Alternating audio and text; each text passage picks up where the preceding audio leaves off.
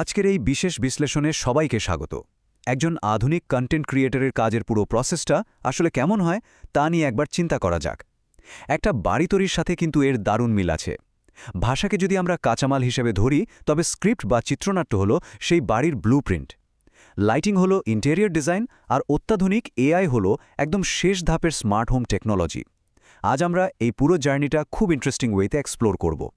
আজকের এজেন্ডায় থাকছে ক্লিয়ার স্টোরিটেলিংয়ের বেসিক্স, ফিল্ম স্ক্রিপ্টের স্ট্রাকচার, 3 পয়েন্ট লাইটিং, ডিআইওয়াই বা home lighting solution, AI video revolution এবং সঠিক এআই বেছে নেওয়ার উপায়। ব্যাস, এই টপিকগুলোর মধ্যে দিয়ে প্রি প্রোডাকশন থেকে পোস্ট প্রোডাকশনের পুরো রোডম্যাপটা আজ কভার করা হবে, যাতে পুরো প্রসেসটা একদম পরিষ্কার হয়ে যায়। Section 1, foundations of clear storytelling. Okay, চলুন এবার সরাসরি মূল আলোচনায় ঝাঁপিয়ে পড়া যাক। কিভাবে সাধারণ ব্যাকরণ দিয়ে একটা সলিড গল্পের স্ট্রাকচার দাঁড় করানো যায়, সেটা দিয়ে শুরু করা যাক। গল্প বলার একদম বেসিক বিল্ডিং ব্লকগুলো কি? ওই যে 5টি WH প্রশ্ন: কি, কখন, কেন, কোথায় এবং কে।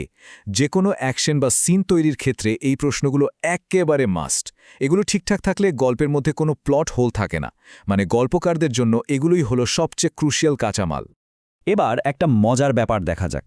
শুধু টেন্স বা কাল পরিবর্তন করলেই কিন্তু পুরো গল্পের মেজাজটা ম্যাজিকের মতো বদলে যায়। যেমন ধরুন, past indefinite tense, the forgotten homework বা ভুলে যাওয়া বাড়ির কাজের কথা বললেই একটা রিফ্লেকটিভ বা অতীত স্মৃতিচারণের আমেজ চলে আসে।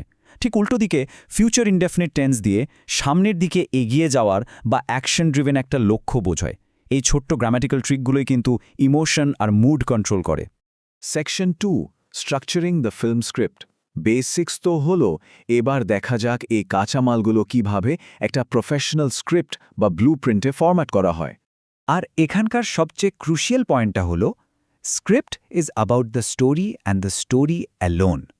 মানে স্ক্রিপ্ট শুধুমাত্র গল্পের জন্যই। এখানে অ্যাকশনের বর্ণনা যতটা সম্ভব টু দ্য পয়েন্ট রাখতে হবে। ক্যামেরা কোন অ্যাঙ্গেল থেকে শট নেবে, ক্লোজ আপ হবে নাকি লং শট, ওগুলো পরিচালকের ওপর ছেড়ে দেওয়াই বুদ্ধিমানের কাজ।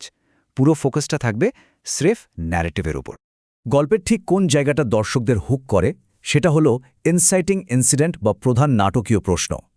এটাই সেই কোর ইভেন্ট যেটা প্রোটাগনিস্টের আসল লক্ষ্যটা সেট করে দেয়। সোর্সের সেই দারুণ উদাহরণটার কথা যদি বলি, ডোরোথি কি আদৌ বাড়ি ফিরতে পারবে?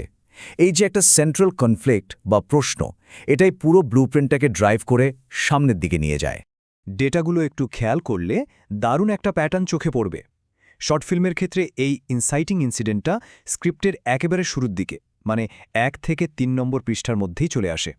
কিন্তু ফিচার লেংথ বা পূর্ণ দৈর্ঘ্য সিনেমার ক্ষেত্রে সেখানে গল্পটা বিল্ড আপ করার একটু সময় পাওয়া যায়, তাই এটি বসে 15 থেকে 17 নম্বর পৃষ্ঠায়।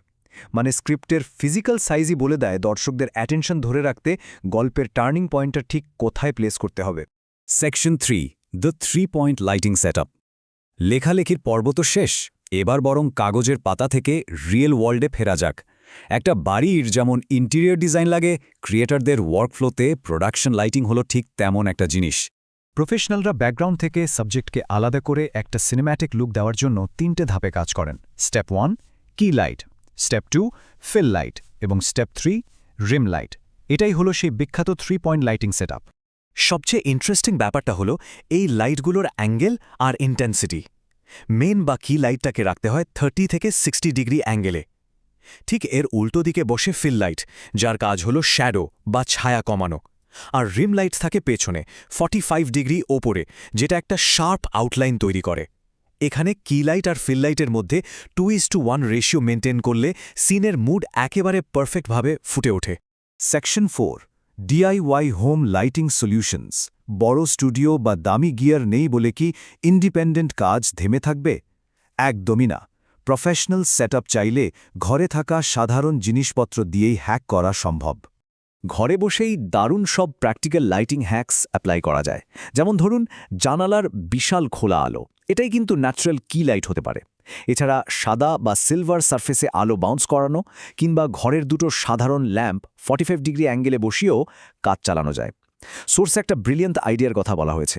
জানালার কড়া আলোকে সফট করার জন্য একটা সাধারণ সেমি ট্রান্সপারেন্ট বা পাতলা শাওয়ার কার্টেন ঝুলিয়ে দিলে রেজাল্ট আসে একেবারে ম্যাজিকের মতো। তবে হ্যাঁ, ডিআইওয়াই লাইটিংয়ের ক্ষেত্রে একটা বিশাল রেড ফ্ল্যাগ আছে। কালার টেম্পারেচার মিক্স করা যাবে না। একই ধরনের কালার টেম্পারেচার দিলে সেটা কনসিস্টেন্ট আর ভালো আউটপুট দেয়, কিন্তু কনফ্লিক্টিং বা ভিন্ন রঙের আলো মেশালেই হোয়াইট ব্যালেন্সের 12টা বাজে। এই একটা ভুল পুরো ভিজুয়ালের নান্দনিকতা নষ্ট করে দেয়, আর পোস্ট প্রোডাকশনে ঘণ্টার পর ঘণ্টা সময় একদম বরবাদ হয়। সেকশন 5, দি এআই ভিডিও রেভলিউশন। চলুন পরের ধাপে যাওয়া যাক।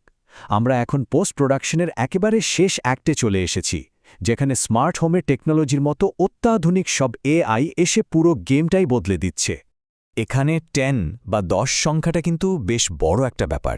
সোর্সে 2026 সালের সেরা 10টি এআই ভিডিও জেনারেটর নিয়ে রীতিমতো হার্ডকোর টেস্ট করা হয়েছে। সবগুলোকে জাজ করার জন্য একটাই দারুণ আর কমপ্লেক্স প্রম্পট দেওয়া হয়েছিল। টোকিওর একটা বৃষ্টিভেজা গলি, আর সেখানে পান্না সবুজ কোট পরা একজন নারী। রেজাল্ট কি দাঁড়ালো? এক একটা এআইয়ের এক এক রকম সুপার পাওয়ার। ওপেন এআইয়ের সোরা দেখাচ্ছে স্ট্রং ন্যারেটিভ স্টোরি টেলিংয়ের জাদু। আবার ক্লিং এআইয়ের কথা না বললেই নয়। মানুষের মুভমেন্ট বা হাঁটা চলা সাধারণত এআই ঠিকমতো ধরতে পারে না, কিন্তু ক্লিং এটা একেবারে ফটো রিয়েলিস্টিক লেভেলে করে দেখিয়েছে।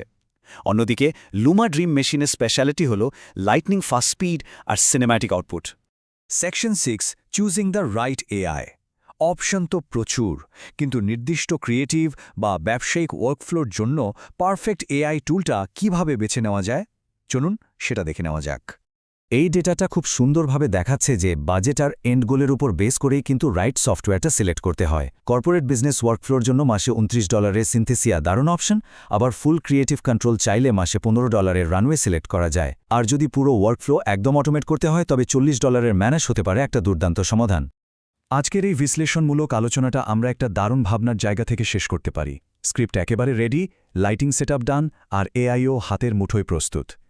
এই দুর্দান্ত টুলকিটগুলো কাজে লাগিয়ে এরপর ঠিক কোন অসাধারণ গল্পটা পৃথিবীর সামনে আসতে চলেছে, এই প্রশ্নটাই বরং সবার জন্য থেকে গেল। এই নলেজগুলো অ্যাপ্লাই করে হয়তো খুব শীঘ্রই নতুন কোনো মাস্টারপিস তৈরি হতে যাচ্ছে।